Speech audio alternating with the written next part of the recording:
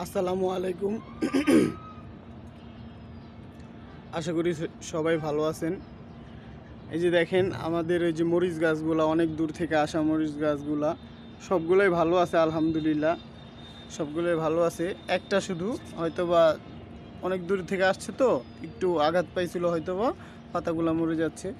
এটা হয়তোবা কিছু হবে না, রিকভার হয়ে যাবে ইনশাল্লাহ। আর এগুলোর সাথে যে এই যে লেবু গাছগুলো ছিল, 4টা লেবু গাছ পঞ্চগড় থেকে যে আসছে, এগুলো আজকে লাগাবো। চলেন দেখাই। এই লেবু গাছগুলো এখন এই যে এই 4টা ড্রামে এই 4টা লেবু গাছ লাগাবো। চলেন।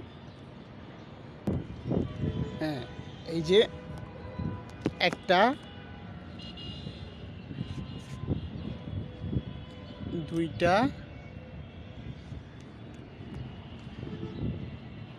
তিনটা,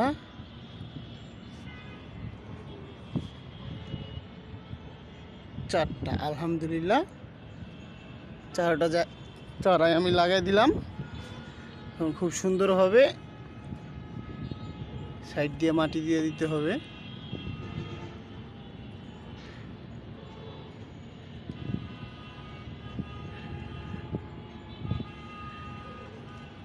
খুব একটা জাতাজাতির প্রয়োজন নেই, মাটি একাই নিজে নিজেই সেট হবে।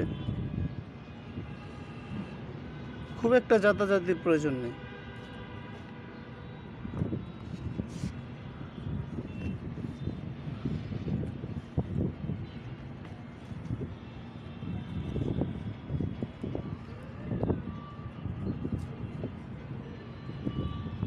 অনেক দূর থেকে আসছে, দোয়া করবেন চারাগুলো যাতে সুন্দরভাবে হয়।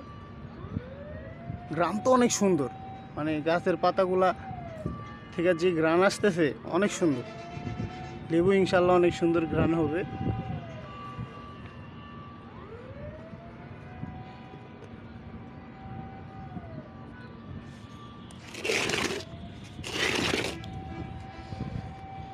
এই যে এটাও চারদিক দিয়ে মাটি খুব সুন্দর করে দিয়ে দেবো। দেখেন আমি শুধু এমনি হালকার ওপর দিয়ে দিতেছি, এটা যখন পানি দিব এটা নিজে নিজে সেট হয়ে যাবে। জাতাজাতির কিছু নেই।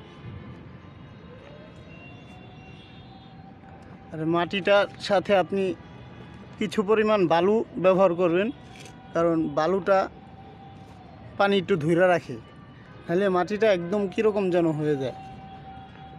আমি দেখছি নিজে পরীক্ষা কইরা, একটু বালু দিলে গাছটা একটু ভালো থাকে। খুব বেশি না, কিছু পরিমাণ বালু ইউজ করতে হয়। এই হচ্ছে শেষেরটা।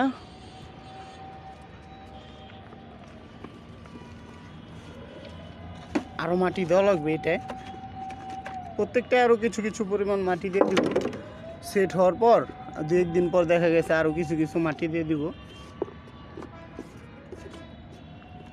আলহামদুলিল্লাহ 4টা চারাই রোপণ করা শেষ। আর এই হচ্ছে আগের একটা, আমাদের আগের একটি চারা ছিল, এটা আবার একটু বড়ই হয়েছে মোটামুটি। আগের একটা লেবু গাছ ছিল, আর এই 4টা হলো। এগুলো একটু ফাঁকা ফাঁকা করে দিব, এখন লাগানোর জন্য কাছাকাছি ছিল। এখন দেখাই, চলেন মরিচ গাছগুলো কোথায় হবে।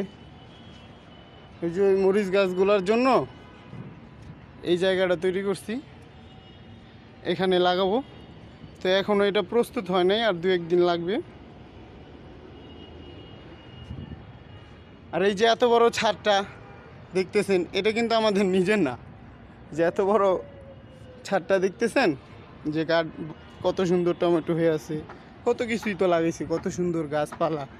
এগুলো কিন্তু আমার ভাড়া বাসা। আমরা এই বাসায় ভাড়া থাকি, ছাদ খালিই থাকে। তো বাড়িওয়ালা ভালো ভালো মানুষ বলছে খালি যেহেতু থাকে লাগাও, সুন্দর লাগে।